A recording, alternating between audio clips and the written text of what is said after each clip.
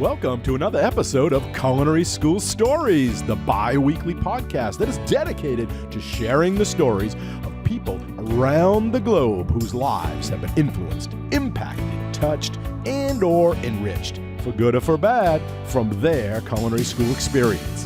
Hi, my name is Colin Roach, and I'm your host. Thanks for joining us today. You are an important part of this show, where we ask the question, what's your culinary school story? So now, without any further delay, let's meet today's guest. Hello, everyone, and welcome to another episode of the Culinary School Stories podcast, a proud member of the Food Media Network. So now, let's meet today's guest, who at the young age of 30 wanted an early midlife career change, so she sold her New York City condo, packed up, and moved to Scottsdale, Arizona, and enrolled in the Cordon Bleu Culinary School. And she has never looked back. So without further delay, it is my pleasure to welcome Chef Stephanie Heller to the show. Stephanie, thanks for being here with us today and sharing your culinary school story.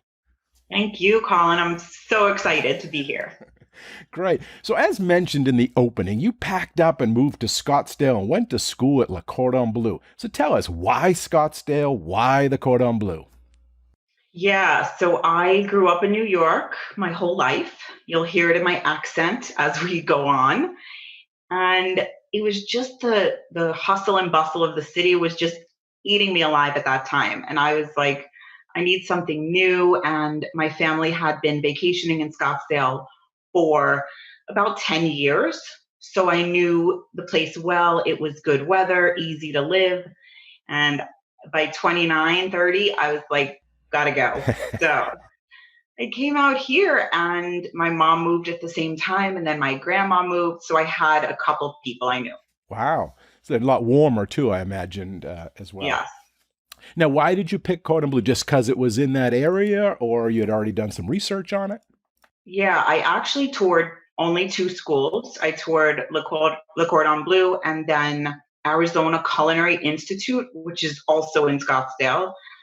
And I liked the Cordon Bleu name. The guy showed me the diploma that I would get, and I'm like, I want one of those. Because I knew it would look good on my resume. I knew it would stand out, and it was a great program. So tell us about it. It was a 2-year, I guess, associate's degree, because I think they have certificates and maybe bachelor's and things. So Right. The program, what it was, and what part of it you studied. It was culinary arts, not baking, pastry, or management. Exactly. I actually had a bachelor's from Boston University. So I did the certificate culinary program, which was 8 months. And like you said, we did basic cooking, meat fabrication, soups, and international. And then we did a front of the house and the externship and then pastry. So a little bit of everything. And now, how was it? Because you were 30, 29. I'm sure you were in there with 18-year-old high school students, just graduates. How was that? How did you make that work? How did you adapt? Yeah, it was hard. It brought me back to being in college a lot. And it was a lot of, 80% guys. And their main goal was to go drinking after and, the whole like way culinary school could be. But I was like already 30 and I was like, how can I get caught in this again? And I actually did for a little while, like, stayed out late, partied. And then I got to the part where I was like, I can't do this anymore. And I got serious, but it was kind of like going back in time a little bit. Yeah, imagine. Now, out of those classes, did you have a favorite? What was the best one? What was your first one? I mean, was that set the tone, or did it make you question it? Tell us about going through the program. I actually loved the first class, which was basics, and the teacher happened to be from Brooklyn. So he was also a transplant to Scottsdale. And I just felt like his accent and at home with him, but he was really tough. And it was a lot like basic training. It felt very military-like, lining up outside, checking your uniform, setting up your station a certain way, and fraternity where you're, being friends with these people and you're hanging out with them after. But his class was really strict. But I didn't come from a cooking family, so I needed to learn all of those things, like I didn't know how to fabricate a chicken. I didn't know how to make a base for a sauce. A lot of people knew how to do those things and I didn't. So I like that class a lot. And our school had a restaurant. So our last section was working in that restaurant of the school. And that I loved because you got a different station every time and you got a different menu every night. So that was cool. Oh, great. Now, were you treated any different because you were older? Did they look up to you? Did they expect you to be their mother or to lead them along? Yeah. Or are they looking down on you like you don't have any experience? What are you doing here? Yeah. I don't know. I bet it was a mix. There was, like I said, 80% of the guys were 18 to 20 years old. There was one older gentleman.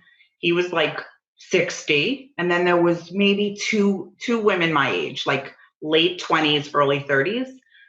And I think when we got paired into groups, the guys were excited when they got one of us because they were like, oh, they'll take control and they'll clean it up and they'll do it right. And we could kind of mess around. But again, I wouldn't want to lift really heavy stuff like they would or, do the disgusting things. So it was a good match. I don't know. Good balance, right? Yeah. Now, tell me about the chefs there. You said you had this connection with the one chef because of his accent of where he was from. Did you connect with others? Was there others that turned you off? I mean, I know mentors, mentees, that happens sometimes. So maybe you could speak to that a little. Totally. I would either, like you said, you connect with somebody or you kind of don't, but you still want to show up to the class and pay attention and be there. But I remember pastry being really hard for me because it was the first time you have to weigh and measure and be very precise, and it will totally screw up if you're off on one thing or you miss one thing. And he was very strict as well, so we would have to redo everything and throw it out and just crazy stuff. Who else? Our international teacher was from the Philippines, so he was hard to understand, but he was the best teacher because he had like total experience traveling around the world, and anything he gave to us, he knew what it would taste like, what it would look like, what was wrong with it just by looking at it. So that was great. Yeah, I can imagine if they have that, bring that real world life experience to it, that it comes across in not only in the production, but in their stories and their lectures and how they produce the material and tell you about it. Let's talk about BU, Boston University, what you studied there and how did it compare class, workload, rigor to culinary school? Right. That's interesting. So I studied psychology. I have a BA in psychology as well. And I call college going for the experience, not for what you're learning. Because then I was young. I was 18. I was 20 years old. And you want to go out and meet people. But psychology was extremely easy for me. And that's why I chose it. Not because like I wanted to be a psychologist. It was just something I got quickly.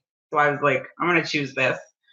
We did have quite a bit of work. It is a very big, well-known school. You don't just get to sit there and hang out. But that was for the real experience of it. I would consider culinary school to learn the craft, to have a business. That's why I went. So the first one, Boston University, was more, you're going to college, now you got to pick a degree because you need to do something while you're there. And you just pick something that kind of maybe interests. But culinary was different. This is serious money, career, time, older, you were ready. Right. And I was like, if I'm going to go back to school and put, it was quite expensive. It was like another $20,000 just for the certificate. And I had already spent 4 years out of university. Like, I better make good on this. That's what I was telling myself. That's one of the cons that you hear a lot about culinary school is the price. And it's because the classes are small and there's so much product they have to buy. It's not just a textbook and theory. It's like everyone gets a chicken or a fish and you're fabricating and it costs money. Totally. So they gave you, I'm assuming, knife kit, uniforms, all that stuff. That's usually the fun part, right? It's like the birthday or the holiday, Christmas time. Hey, I'm getting gifts. This is wonderful. Exactly. I was like, I never had so many high quality tools in my apartment or even, growing up. We would just, have whatever. But to have like a whole knife set, I didn't even know what a Santoku knife was or the shape. I didn't know like the names of the knives and the sizes and the weights of it. So it was cool to get all that stuff. And coming from home cook type of thing, it's a big difference because you might pick up knives at, I don't know, Target or someplace like that, and they're cheap and you get a whole set for $30. Right. Here, one chef knife is a couple hundred, Mhm. and, they'll last a whole lifetime. So they're made for that professional. Totally. Did anyone cut themselves? That usually happens because they're Oh, so sharp and they want to run their finger down on of more stuff. course.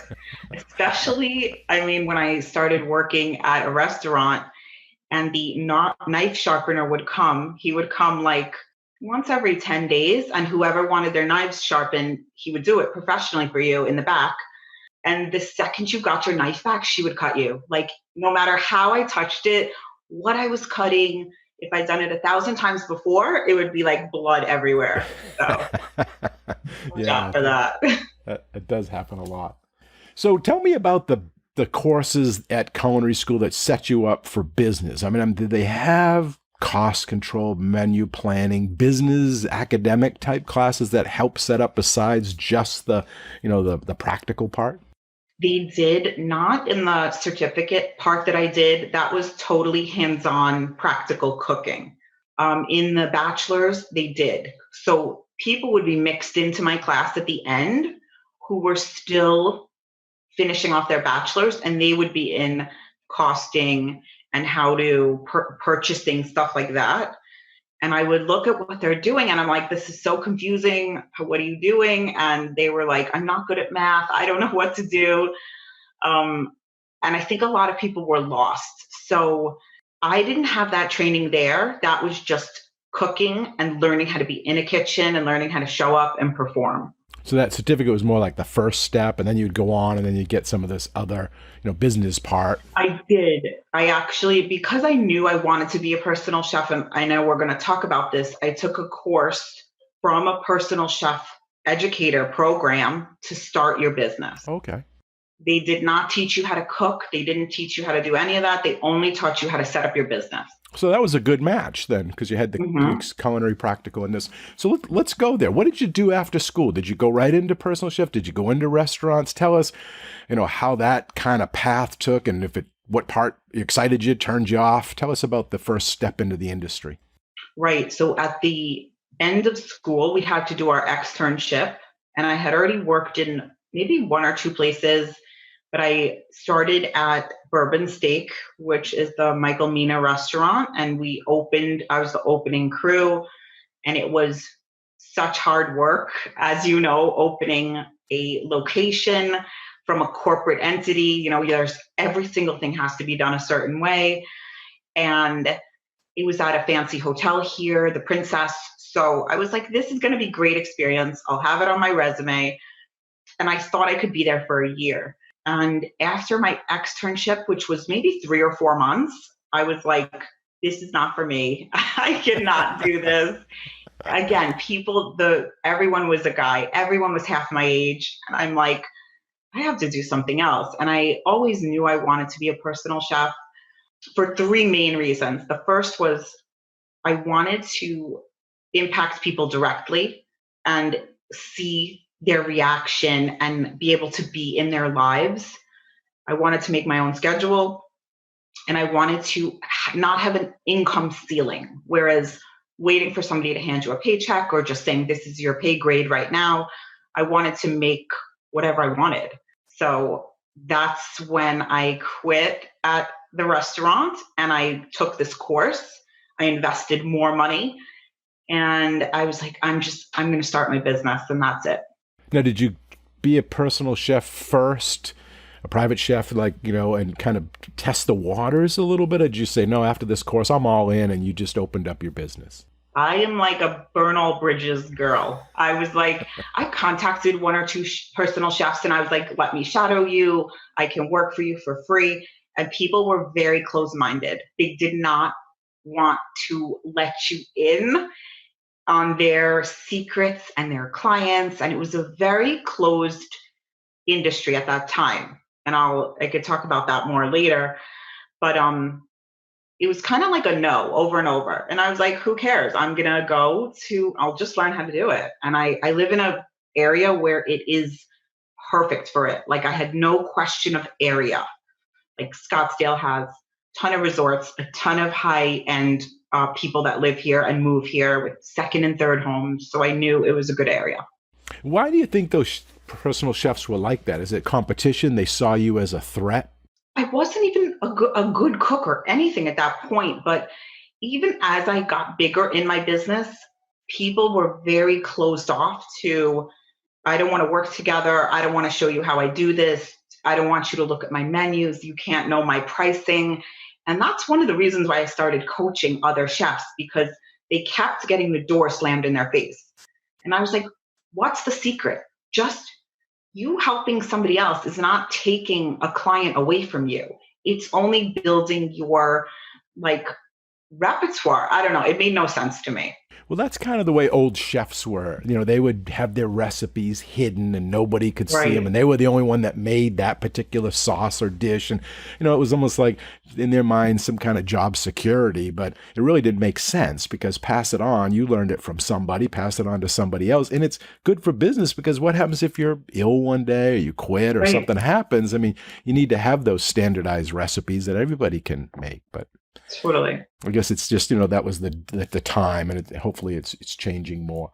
Yeah. So before we talk about your business and where you're going, can you just give a little bit of right off the bat advice? If somebody that's listening, and I'm sure there is, that wants to be a private chef or a personal chef, and maybe you could talk about that. Is there a difference? And then what would you tell them is the best way? What was the best approach, the most efficient approach for them to do that? Would it be your route or is there some other possibility?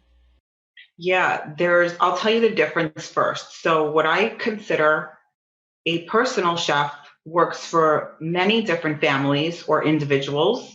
They usually have a service that they offer. And like I said, will work for anywhere from 3 to 10 clients at a time. A private chef usually works for one family or business at a time. They could be under contract, they could be on payroll or hourly. But usually you're committed for a certain amount of time to that one family.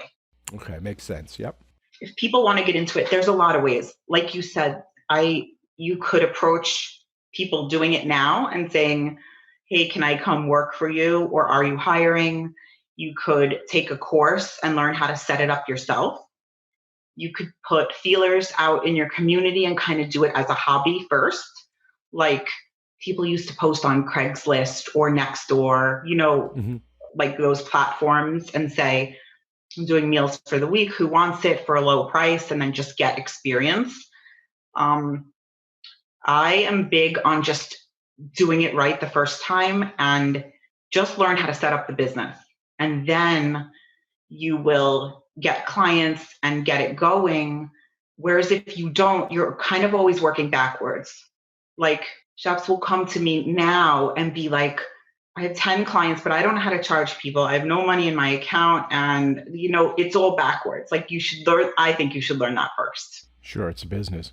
Yeah. Now, do you think culinary school is needed, or is it just a bonus, or is it just a good to have for a personal private chef? I think it's needed. I wanted it because I knew it would make me stand out, because anyone could go and say they're a personal chef. But when you have spent time in a program or a university learning that, it's very different than the people who don't. I just think it adds more structure. It shows that you're dedicated. When I began hiring chefs to work for me, of course I hired people that didn't go to culinary school because they were excellent, but it's definitely something I looked for as an employer also.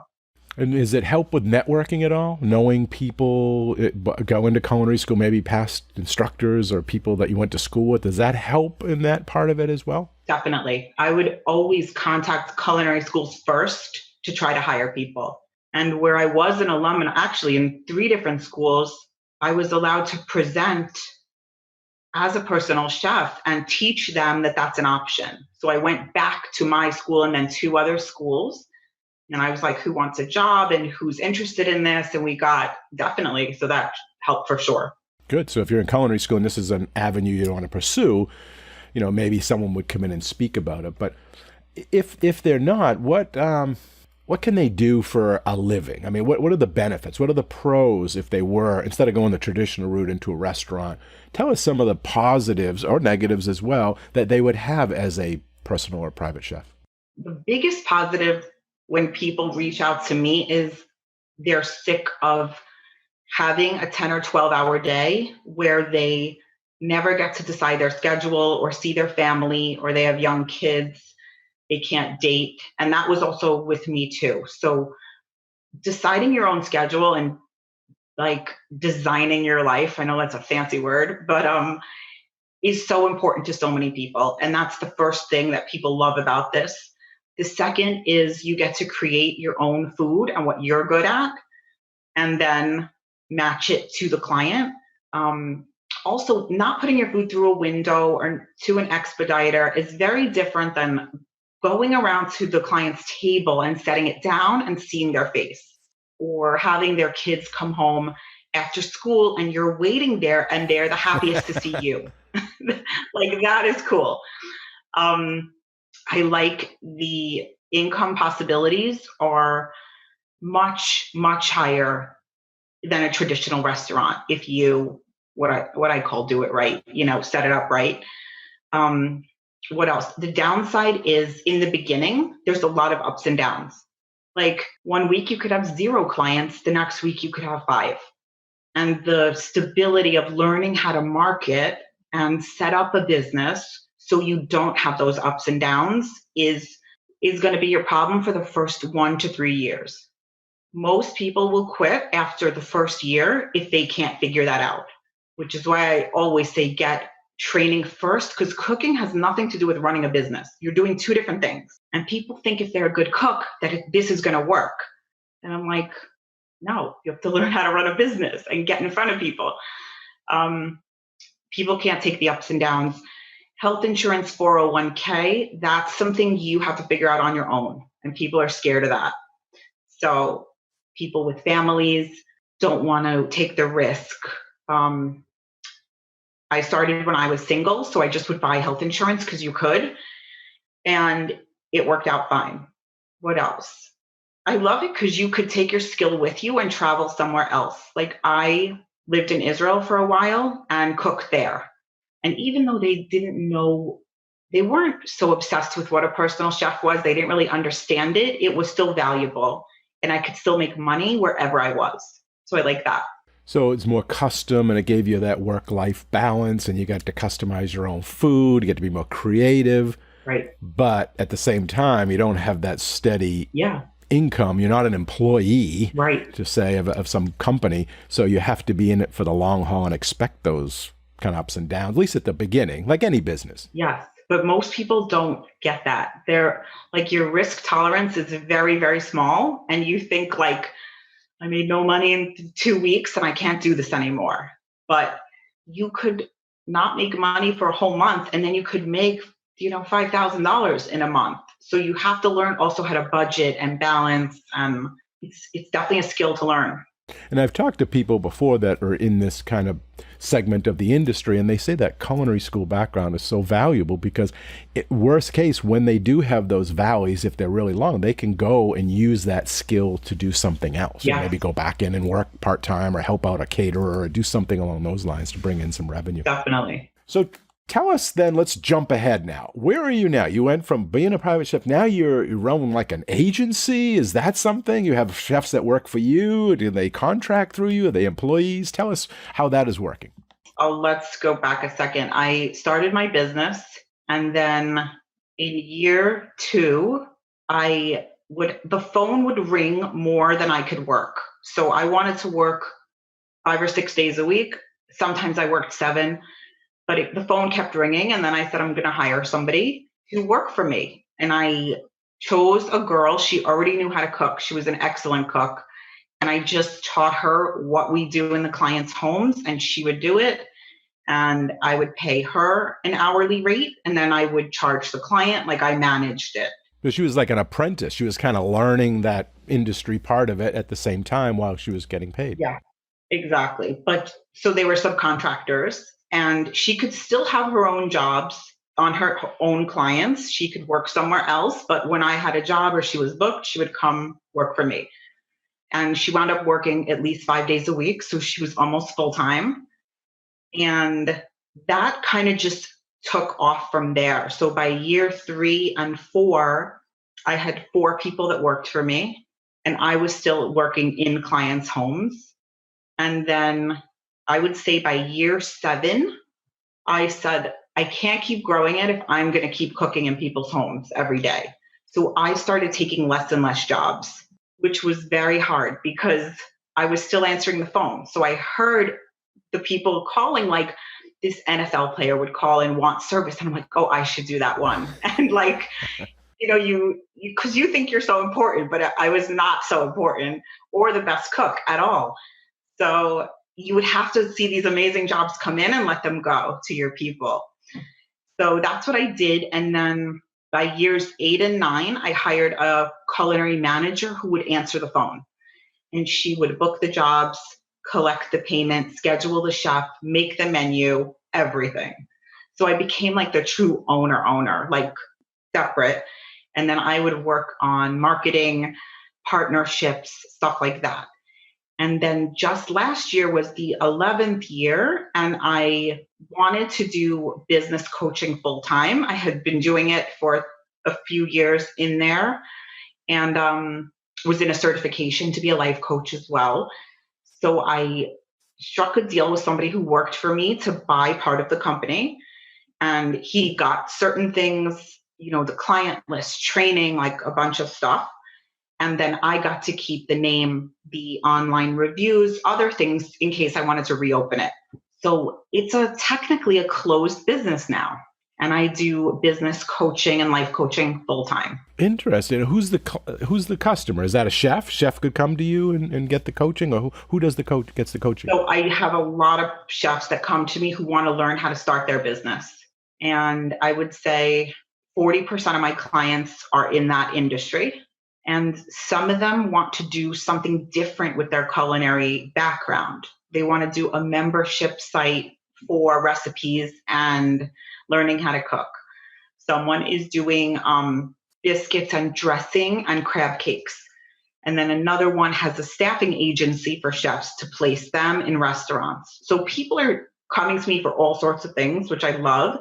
And then 60% or the other half is business owners that want help growing their business. Outside of culinary. It could be any business.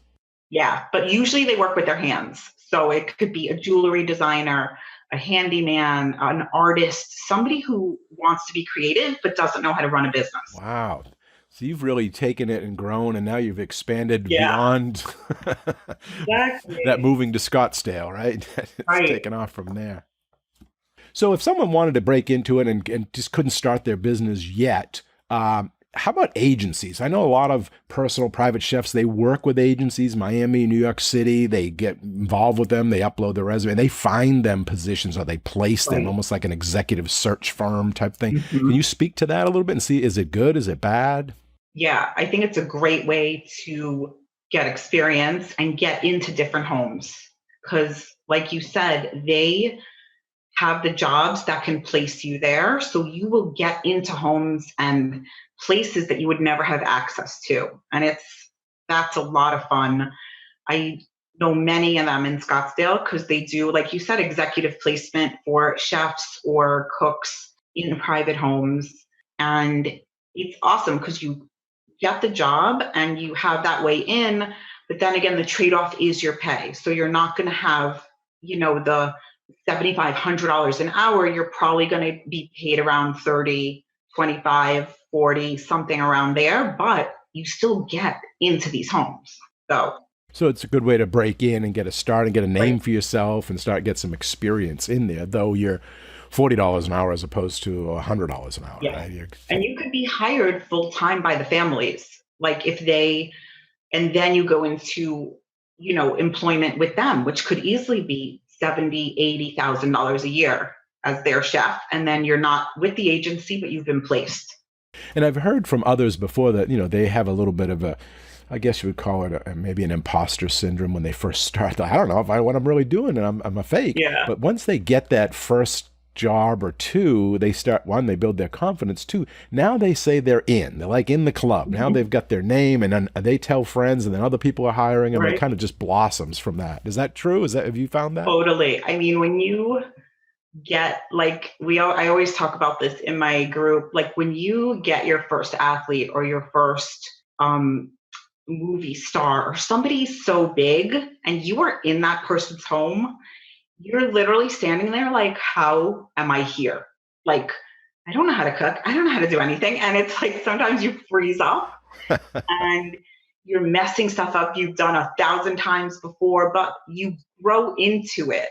And then it becomes like comfortable for you. And then even more of them hire you, which is what I found. If you are comfortable with yourself and you know you could do the job there in that, $10 million house, which has things you've never seen in your life, they feel that. And then they will tell their friends and it just goes from there. Because a lot of it is word of mouth, right? They have to have that trust, and then they just share. I got a person for you. At that point, yeah. And then people will come over, like their teammates come over and they'll see your logo and be like, oh, can you come to my house? Or do you know anybody else? So you being comfortable and even feeling an imposter syndrome, but feeling it and saying, who cares? I know I could cook. I'm supposed to be here. I earned this, just be there. Now, when you get these clients, do they ever have the chef that they're hiring do a practice cook, come in and do a trial period, like cook me a meal? Is that part of the application of the job employment requirement? It could be. When I was first starting out, that's how it was for me. So someone would contact me. It might be their current chef, their house manager, their assistant. And they would say, XYZ is looking for a new chef. Can you come in and do some trial cook days? And then one woman, I would cook side by side with her. Other times they would say, submit a menu and we'll approve it and then we'll schedule your days. Then once I got hired, she would train me because he had very specific allergies and dietary things to continue playing in his 40s. Like he had a very specific strategy for everything.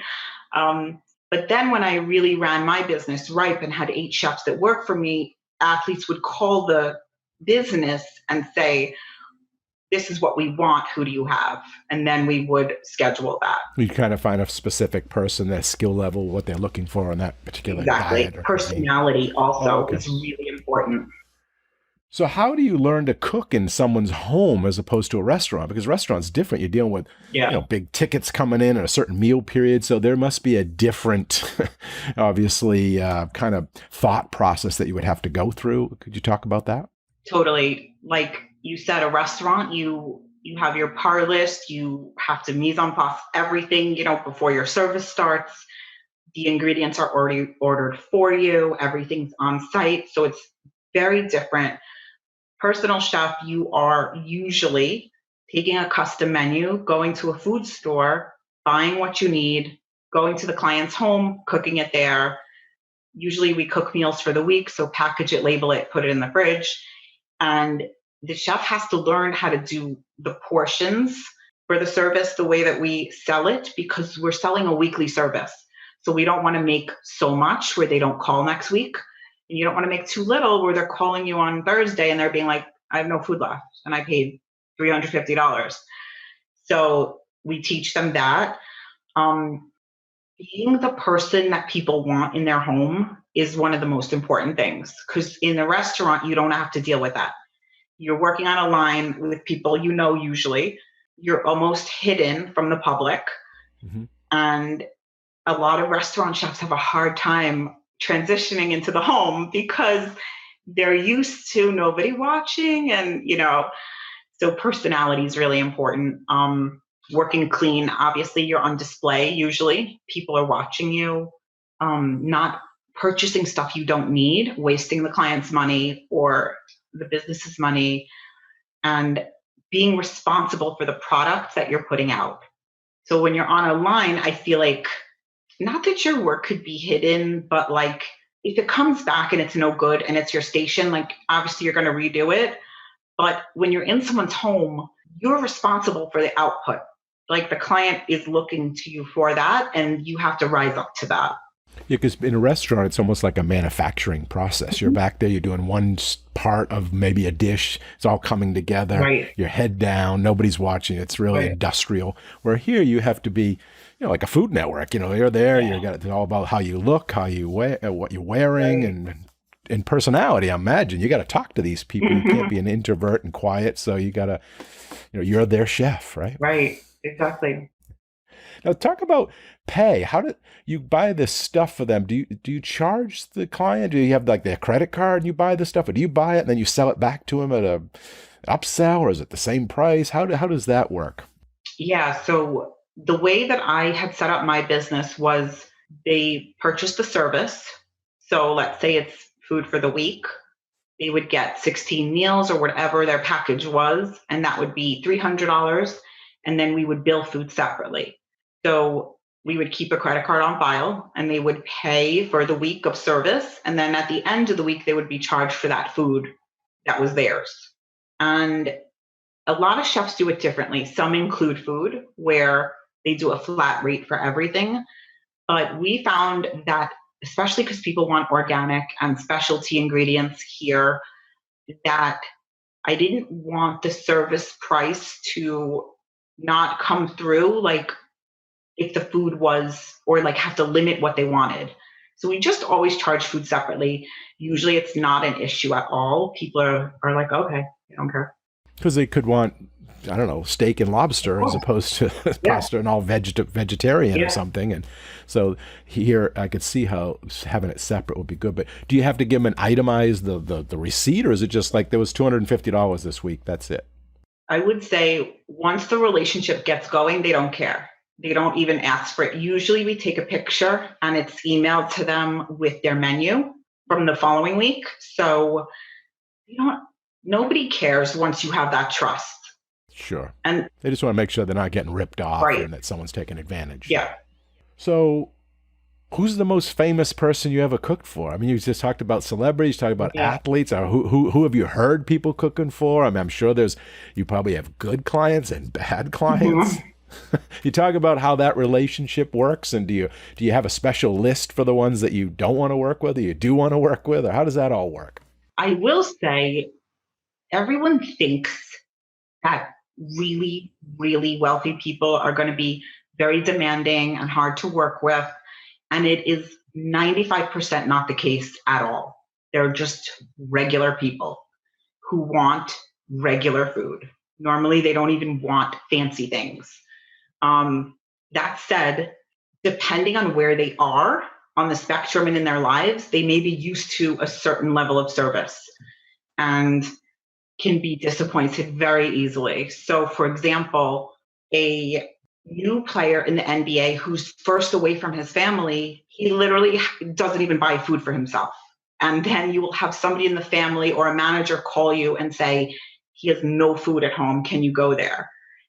Then, when you have players that are older who are used to having a chef at home, their wife takes care of managing everything, they have 3 or 4 kids, they're used to a different type of service. So you see the spectrum in that way. Famous people that we've cooked for, quite a bit of athletes, because there's many teams here, but also many families choose to live here, even if their husband plays somewhere else. I've noticed that a lot. And we actually did a contract for the Dodgers spring training here and worked in their kitchen for spring training and worked for the major and minor leagues because they wanted to do more organic, healthy food. And they were sick of having processed food when they came off the field. So that was a big, big job. And you met a crazy amount of people there. And I've also worked for a billionaire for 3 years myself in the way beginning. And his third wife, he didn't care about anything. He was like, you can make me a hot dog. You can make me, whatever. I just like you standing here. And then his third wife was like off the charts. She was like, I want you to go to 3 farms, and I want you to call Maine, and I want lobsters flown in. And so she was like very high energy with what she wanted. So it's a balance. Do you find it's normally the wife or the female of the house that has to give the stamp of approval for you because Yeah. maybe the male doesn't care or he's not in the house, or is that not true? I will say for the first 5 years, I thought females were booking us more, but really the men are the instigator of the service. They know their family needs help or they want help, and they'll set it up and pay for it. But then the wife is more nitpicky with the menu and the ingredients, and you're not here on time, and blah blah blah. So does that answer your question? It's kind of Yeah. Well, is the male because his wife can't cook, or is it because he just thinks his wife's really busy and doing a lot of things and they need help in the house and take that off her plate? the families that we work for is number two. Okay. They think she's overwhelmed and has all the kids and this and that, and we need help. Sometimes it'll be a status thing, like they want um, somebody in to be in the home and have that, extra support with food. Now, what is the pros or cons of having being a private chef where you live with them? I mean, I guess Mhm. the pro would be you don't have to rent, but it's probably have some cons too. You're there all the time. Yeah. I've actually hired chefs to work for me who used to be live-in chefs and had long-term contracts with families. And I will say a major con is when that relationship sours or severs, it's heartbreaking for the chef. And you're so attached to the family. You're a part of their family. You could have raised their children literally while you're there cooking. You're living on site. You're so attached to their lifestyle and the way they think and what they want of you that when it ends, you're kind of lost. And I've had a lot of those chefs don't tend to work out with what we do, going into many different homes because they can't acclimate fast enough. I don't know if that makes sense. Sure. Because they're used to well, I didn't know how it would be, and this is how it used to be, and da da da. And I'm like, I don't care. Just go in and cook and put a smile on your face, and you'll learn how that family is. And they'd have a hard time adjusting. They can't make that. They can't make that pivot, huh? Yeah. And there's probably a line there, and I wonder how often that gets crossed with the live-ins because you're still the help, right? Yeah. You're the employee, but you're there and you're having dinner and you're playing with the children and you're doing almost like a part of the family, but you're really not. Right. And it gets confusing and very upsetting, and like a lot of boundary lines. Like I've had people tell me stories where they call them the principal. Their principal would call them at 2 o'clock in the morning and ask them to go get food at the store and walk the dog and just stuff like out of the bounds. And then when they come back to them and say, okay, can I borrow the car to go home, or I need off these days, they would be like, no. Yeah. So it's like, I don't know. Yeah, see how it could be really tough, hard. Right. Talk about the pandemic, COVID, big in the news. How has that affected your business? And there's an added to it because everyone's at home, or decreased it because people don't want it? I mean, they're scared. I mean, what has that effect had? I think at the beginning, I was actually on the road to closing it and selling half of it as this happened. So that worked out fortunate to me. The chefs that coached with me and just who I know from the industry were like blown apart, because you went from making, $1,000 a week easily to zero. And they were kind of in a tailspin. Like no one wants me in their home. I'm not cooking in my home. What am I going to do? I have no business overnight. And some of them pivoted into doing other things like the membership site, teaching online cooking classes, speaking, other things. But slowly people started letting people back in their homes or cooking in their home and delivering, which I don't love, but they still needed the food. So the need hasn't stopped. And a lot of people started coming around a little earlier who they had a relationship with. And people were trying to book parties like during this. So it was all across the board. Huh. Most people were like, my life is over. And I was like, no, it's not. So it was good for coaching because people would reach out and be like, what am I going to do, Stephanie? And I'm like, well, let's think of something else because this is what it is.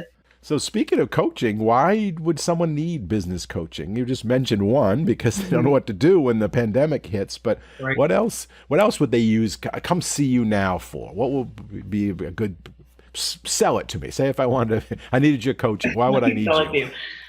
The best part of coach, what people come to me for is accountability. They want someone who's done it before, who could show them the way to set it up correctly so they make less mistakes. And the biggest part is the belief that they could do it. A lot of people think that they can't do it and they don't have XYZ, like they're a special unicorn. And what a coach does is shows them that they can do it through different tools and things that I teach them. And I call coaching like it's the fastest way to get anything you want. Because why would you struggle for 3 years and have barely any clients and want to give up every day when you could purchase a coaching package, have somebody work with you hand in hand for 6 months, set it up correctly so you have consistent income? Like, I don't know why anyone would do it alone, literally. They don't want to put that initial money up. They don't want to, pay, But I if you guess. think of how much money, first of all, you're going to quit before you could even get that far. And that's what always happens. And why not do something you love if you could just invest in yourself? For a lot of people don't know how to invest in their business. That's the other thing. And they think I could buy a $300 knife and I could buy a $600 iPhone and all these things add up, but they don't build your business capability. So that's something I teach them also. That's interesting. It's good. It's same. I have podcasts. We're on one now, and I have another one called the Chef Educator podcast. So I have two and a YouTube channel. And I've had people reach out to me because they don't want to take the long journey that I had to learn all this. So now, and I've kind of started a kind of side business, select clients that want to start podcasting, and I will do a launch for them, just like you mentioned. I will take them through that so they'll get there quicker. I'll, in 6 to 8 weeks, I can get them 3 episodes uploaded with all the backstory and everything they need in the show notes. Whereas if they tried to learn it on their own or took a class where then they're by themselves, they don't have someone doing it with them. Right. It's people are going to do that, and that's fine. It's just like you said, go to coaching, invest in yourself or your business or your dream or your goal, and get it done a lot quicker and get on to the good stuff. Right. Why take the long road?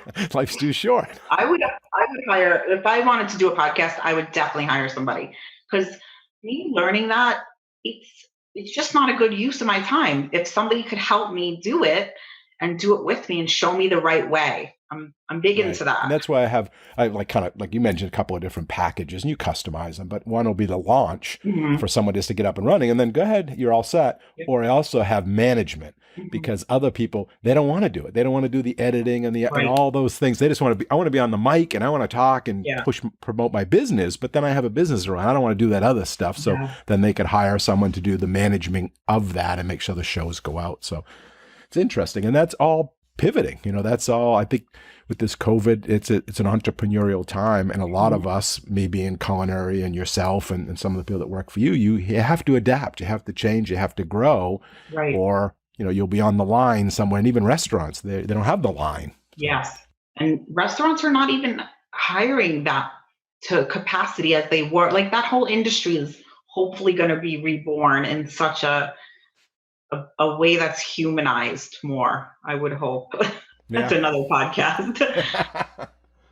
So now you do coaching. What's some of the worst business ideas that you've ever heard of? Who's come to you with some crazy ones that you had to talk them down and say, no, let's look at that again? Yeah.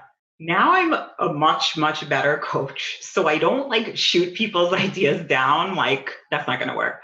I let them come to that conclusion on their own. So we look at, like, I ask them a million questions about it and they will realize that, like, oh my God, this is not going to work. So I like selling a higher priced thing versus a lower ticket item, and then you have to sell more of them, especially if you're not good at sales or you're new. So when people come and they're like, I have a cookie business and I sell cookies at a market and they're $4 each, and I sell a dozen and da da da, and I want to make $100,000 this year. And I'm like, okay, but how many markets can you go to, or how many can you produce a day? And then we get into the nitty gritty, and it's just harder to execute as one person alone. So I would teach them to sell a higher ticket item like a personal chef service for a week, or a dinner party, or how to do private chefing through an agency where you're making that chunk of like $300 to $500 a day or a service, and then go back and do this. So that's one thing I kind of offer people. The other thing is they don't know what their time is going to be to do the actual thing.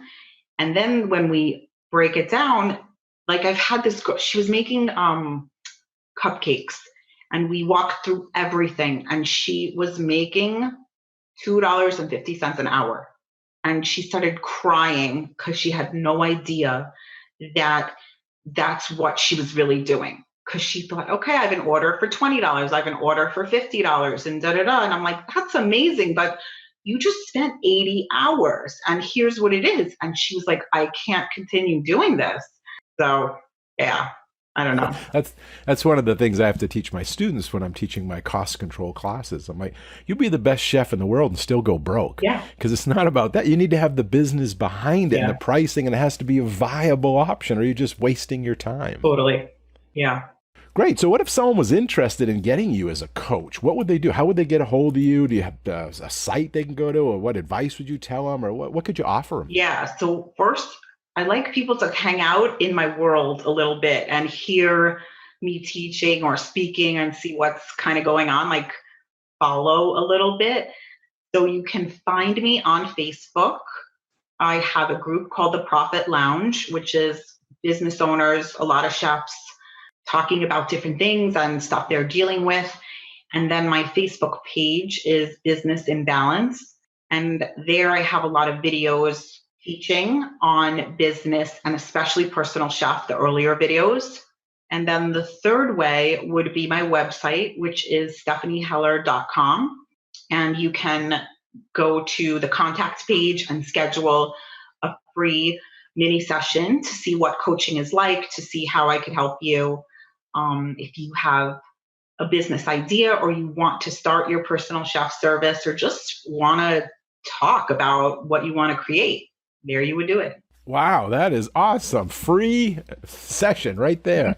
So they could go to. So I'll put all these links in the show notes page. So if someone is listening, driving right now, jogging, whatever, listening to the podcast, and then wants to go back to it, you don't have to try to remember it. You can go look those up. But wow, that's awesome, going and getting a free coaching in there just to bounce the ideas off.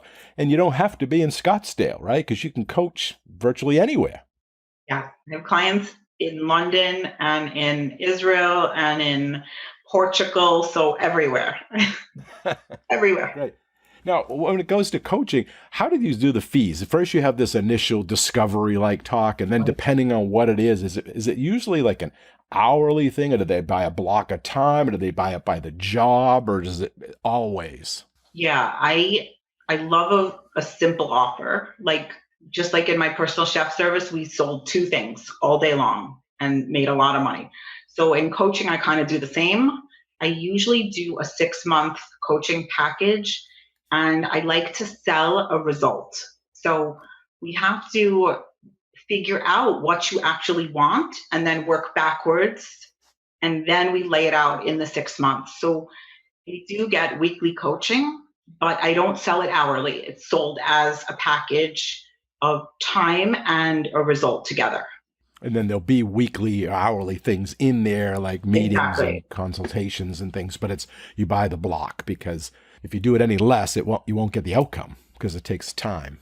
Exactly. It's like going to a personal trainer and you're like, I want to lose 50 pounds, but I want to buy 1 session. Okay. And then are you going to schedule it? Like, you're not going to get what you want. So the commitment is important, because you're committing to your business and yourself through the coaching. You know what I'm saying? And, Mhm. and a lot of people try to skip that. And that's how I know when you're serious, because they're like, all right. And I think the knowledge that you're getting and your experience that you're sharing with them is part of it, an important part. But the other part is you have you there every day motivating them, cheerleading them, moving them along, which is what a lot of people really need to make that leap, it seems. Yeah, definitely. So they have this free coaching they can reach out. What about the people that are just on the fence? They're on that, they haven't pulled the trigger. They're like, yeah, I mean, what else do they need? Here it is free. What do you tell them? What do you say to them?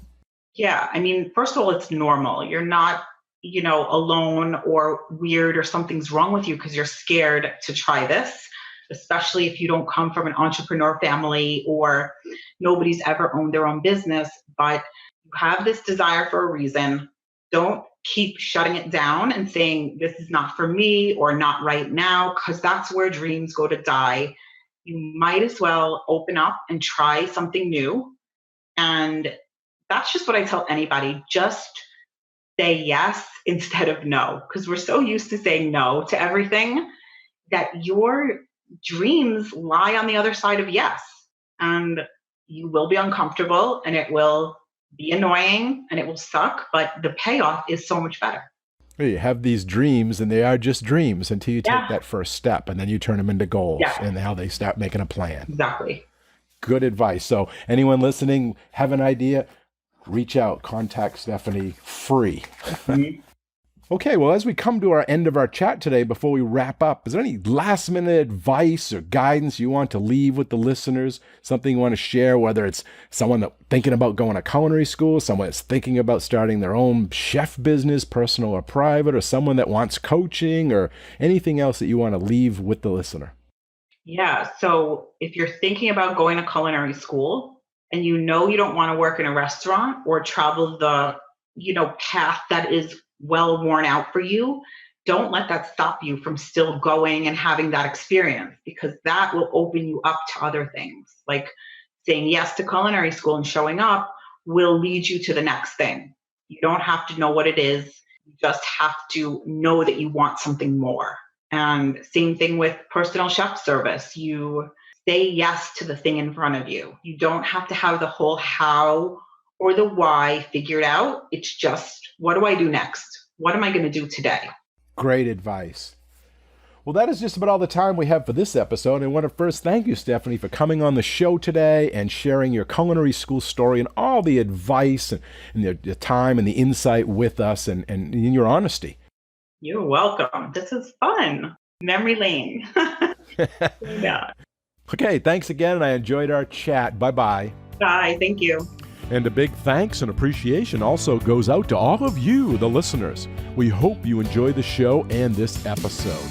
You all are a big part of this show, so please let us know what you think. Your comments are always welcome, and they help us in making the best show possible.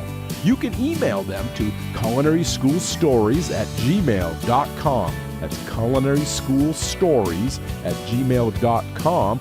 Or even leave us a voicemail at area code 207-835-1275. That's area code 207-835-1275.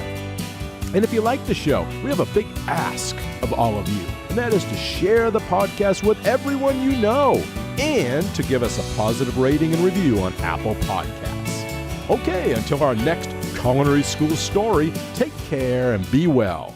Bye-bye. Culinary School Stories is a proud member of the Food Media Network.